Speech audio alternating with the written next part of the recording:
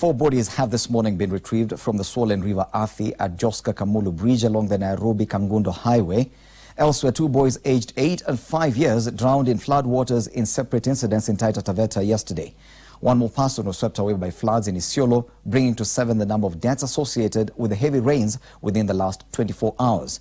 Now, meanwhile, residents of Green Park Estate along Mombasa Road continue to assess the extensive damage to their houses, which were submerged in water yesterday after River Athi burst its banks. Let's now get the latest updates from our reporter, Laura Otieno, who is at the scene for the latest. A very good afternoon to you, Laura. What can you tell us from where you are? Yes, a very good afternoon to you, Fred. And indeed, as you have said, we are at Green Park Estate here in Athi River. And where I'm standing right now is just outside the estate, right at the bridge, or rather right below the bridge for which the river that burst its banks passes under. Now we are informed that this river here is called Mtomawe and it goes all the way to Joska.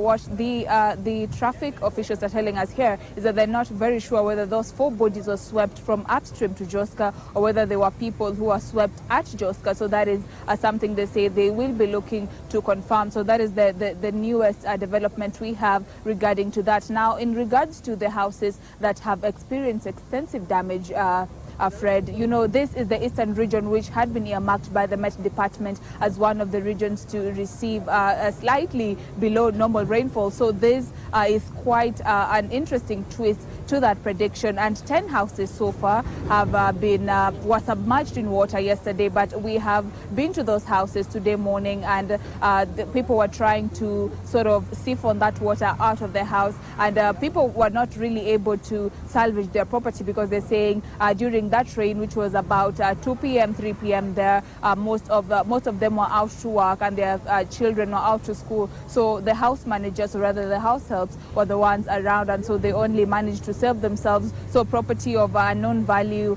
has been destroyed here at Green Park Estate, where 10 houses were submerged in water yesterday. So in regards to how the water got into those houses, now this behind me here, this Mtomawe, is a river that flows seasonally. We're being told that most of the time it's usually dry and does not have much water flowing through it. So since the onset of the rains, the water has been increasing in level slowly, and we are informed by eyewitnesses who are here, and we have seen amateur videos of which they took by their phones, that the water yesterday at 2 p.m. Had raised way above, up to the level that it was above the bridge that is right behind me. It caused extensive damage to that. We saw a part of the pillars of that bridge sort of cave in, and we are told that sometime between 11 p.m. and 2 a.m. yesterday night, they were trying to put some stones right behind where I'm standing. The Gapian has caved in, and so they were trying to put stones to basically hold that bridge up so that motorists and pedestrians can continue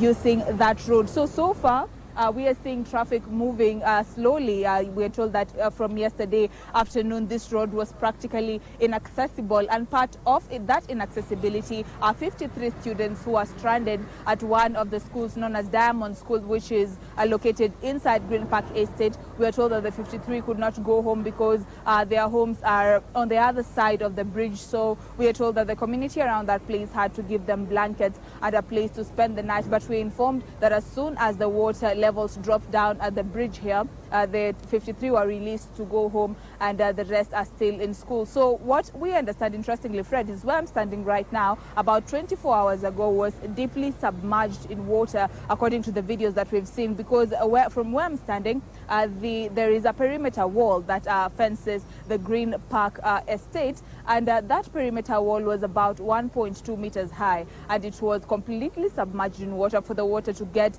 into the estate itself and into the waters. Now what you're seeing there are pictures of the houses. That is the first house that is located right after the perimeter wall, belonging to one gentleman whom we had an interview with, who was saying he's still not over the shock that his house was submerged in water, and he did not save anything at all from the house. So what we understand for now is that the 10 are being housed by neighbors, and there are plans underway to accommodate them interimly before a permanent solution is reached as to where they're going to be putting up for the rest of the season, or rather until this whole mess is resolved, Fred.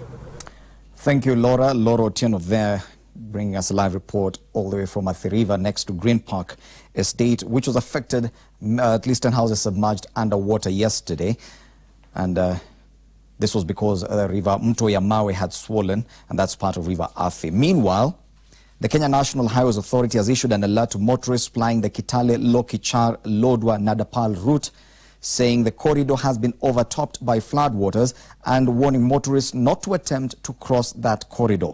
Once again, KENHA, that's the Kenya National Highways Authority, has issued an alert to motorists plying the Kitale, Lokichar, Lodwar, Nadapal route, saying the corridor has been overtopped by floodwaters and warning motorists not to attempt to cross that area.